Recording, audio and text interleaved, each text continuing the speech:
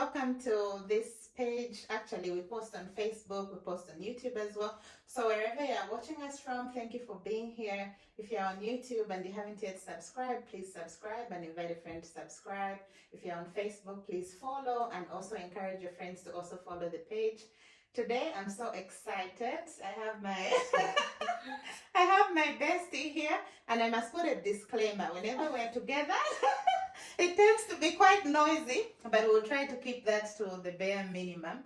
And recently, we went to the University Teaching Hospital where we went for cervical cancer screening. And she actually came up with an idea to say, you know what, sometimes some of these screenings can be quite scary, quite intimidating, but you don't have to do it alone. Sometimes you can just grab a friend, grab a sister, whoever it is, and go together so you don't have to be alone and be deep in thoughts even as you are going through the process. So she's the one who coined the hashtag. We coined each other. I think we convinced each other.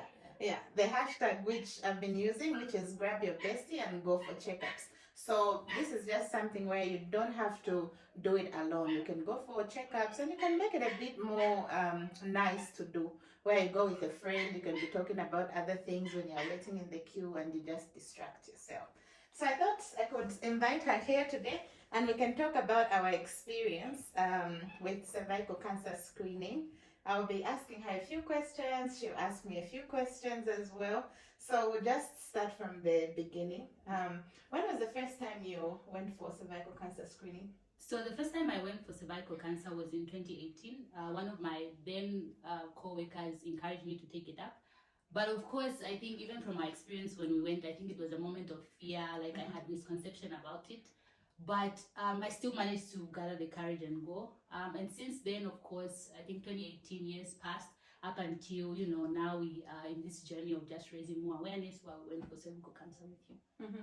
Yeah, I think the story is also similar to me. I must have gone, I think, in 2015. I went to UTH again. It was at that time organized by my workplace, the Post. And a lot of women were just organized, where you go to work and you hear we are going for screening, you have no idea what's going on. And I just went for the heck of it. I never really, at that point, understood, I think, the gravity of the disease. I never understood, so it was something I did so casually. And they actually give us those cards. The small cards, which are almost like records for you next to you. So I actually lost it the first time because, I just went for the sake of it.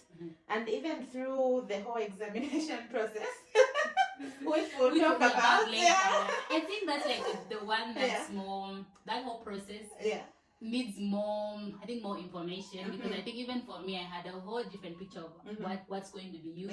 And I think it was also a vulnerable moment for myself, like, I'll get to have somebody to, look at my something that I feel like is very private and dear. So it's, I think it's those things, but I think if you really look at, you weigh down your health and just, being in this vulnerable situation, like, it's an easy process. You should be done in 10 to 15 minutes. So that's how it was. And even when we went the second time now, this time it was now after really understanding the gravity of the disease, having lost mom and just seeing the late stages of cancer, and being convinced to say, when there are some cancers like cervical cancer, which you can catch before it develops into a cancer, it's very important that you go for screening because it can be prevented. You don't have to go through that much pain. Some of them, of course, you can't even stop them. They'll come if they do come. But for those which you can stop, so we're having a conversation one day and then we decided, okay, let's go, let's do this. I think for a number of people, of course, when they hear cancer, I think it's only fair that you find somebody to do it with. And that's why we're starting this campaign. It could be your friend, your workmate, your sister, anybody who you feel you should take this journey along with. So So now I'll ask you a question. I remember, so for us, we requested to go into the room together. Which was better. It was a moment of truth for me. Like, you don't really know what to expect, but also like you're hoping somebody else can be there with you. It was so beautiful. And what's also nice is that the health workers at UTH, they let us do it. Of course, they were shocked, like, oh, you want to come in together? But they let us do it. They were so nice. They spoke us through the whole process, made sure we were calm. They were able to answer any questions that we had, and we'll put a video of our visit, and the whole thing was just calm, and at least we had each other. But then I'll ask you a question, because I remember when you went on that table and you took off your jeans. So still a vulnerable this is a vulnerable position. This is a vulnerable position. I think it's a vulnerable position, maybe because of my experience or medical profession. So I think just addressing, showing a medical profession my things that I consider private, that made it very vulnerable. But of course, I think in many cases we go to the health facility knowing we're going to get the solutions to our problems. So I think that was a comforting thing. So I think it's normal to feel, you are showing not the world, but you are, addressing and having somebody else see through you in a different lens. Of course, for me, I also had that fear, but I think on this visit that we took, I just had it at the back of my head that it's something which I needed to do. And actually, remember that nurse was like, "You're doing this for mom." So I had that, and I was just looking at the ceiling and just like being in that whole moment where it was easy to open them anyway. And now I've had 2 babies, so well, that kind of isn't up the situation. I think even for those who don't have babies, some of us who have or who are anticipating, it's not far-fetched. Like, it's not, of course, maybe it makes it easy for those. Well, not really. All I'm saying is, like, when it comes to issues of nudity, I think for me, I've personally redefined my relationship with nudity, because I don't understand that the health worker needs to see what's going on, and actually when you're pregnant, you don't even think about it. It's different. But I think while it's different, I think the good thing is you have women doing it. So it's not like, you're in that vulnerable state, maybe where a man is examining you. But as far as I'm concerned, all the screenings are done by women. But even if they are men, maybe there's a part where it's men doing it. And remember, this is a conversation we had with Dr. Mnalula. She was saying, most of the gynecologists in this country, and I think in many other countries, are men. So what are you going to do? Say, for example, you have an itch. And this is an article which we've published just, I think, last week, recently. So if you have an itch or there's something going on down there, and then you need to see a guy, but the majority of the gynecologists are men. So imagine you enter that office for the guy, and then it's a man. Are you going to like, hey, I present to you? I think I would still do it. I mean, I've had male physicians examine me. Though not from that lens as well. So I think when you weigh the two, you look at at the issue of my health and just getting the benefits of understanding if I need to take the next steps or what's like my situation regarding cervical cancer. No, it's very important, and I think in the article which I wrote, I think there's need to really just sometimes forget about things like, it's a man looking at me, because at the end of the day, that's a medical practitioner. They are not, Dr. Mnalula was saying, they are examining you for medical purposes, and not for anything. They want to help. So if you go in and then you decide to leave out some of the symptoms and you don't get examined, then you lose out. But now let's get to the nitty-gritties, because there are so many myths about the size of the instrument and how the whole process is done. I've heard people saying you can't even have kids after that, and this is what some of the nurses, actually the health practitioners who examined us were talking about. But what do you think about that? Have you also heard?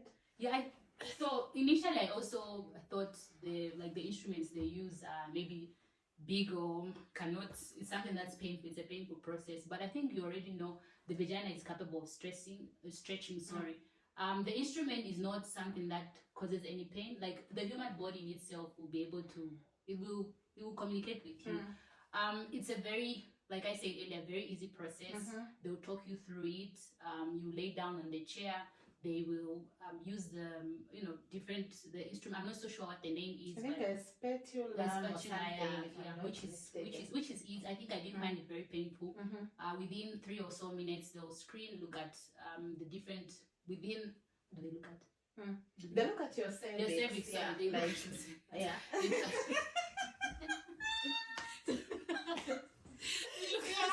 They look at your cervix. I was like, what do they look at? She's like, no, it's your cervix that they look at just to determine if there's something that they determine that vagina. Yeah, they want to see if there are any cells which have developed that are cancerous. Okay. So I think for a medical practitioner who sees this most of the time, just by looking, they'll be able to see like, oh yeah, there's some activity here which is giving the health practitioner some discomfort. Okay. And actually, remember, there was that cylinder. We thought it was like an oxygen cylinder, but they told us no, that's actually a treatment. I don't know if there's some medication in there.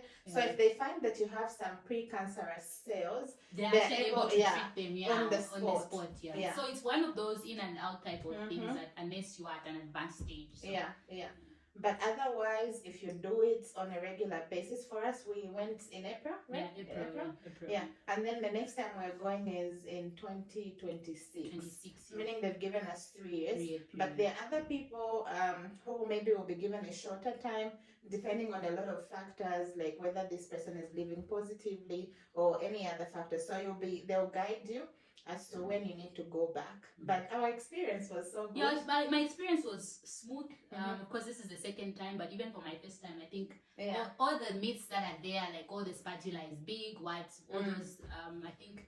Or you can't have kids. I mean, I have kids after going, and so many other women. So it's something which we really need to demystify, because there's no reason why we should be losing women to cervical cancer when there are so many screening spots available, not only in Lusaka. We'll actually put up, I think the Ministry of Health has done well in terms of putting up these centers. We'll just share that information that we got as to where you can go. You don't have to be in Lusaka, but it's very important. Yeah. Do you have any questions for me? I think most questions have been answered. I guess now I'm definitely looking forward to seeing more women get screened. And maybe we can also invite people, if you decide to grab a friend and go, share with us a video, make a reel. Let's demystify this together. Let's ensure that we reduce the prevalence of cervical cancer, because right now it's still the biggest, the most prevalent cancer in Zambia. So I think that needs to change. And after that, we even went on to have quite a delicious meal. So it's something like it's in and out type of, you should be done in 20 minutes max. Okay, so thank you so much. Thank you for having me. Looking forward to seeing more people get themselves screened. It's an easy process, trust me. Thank you so much for watching. By the way, I just remembered I didn't say your name. We are assuming people know. Okay, thank you so much. Those who don't know me.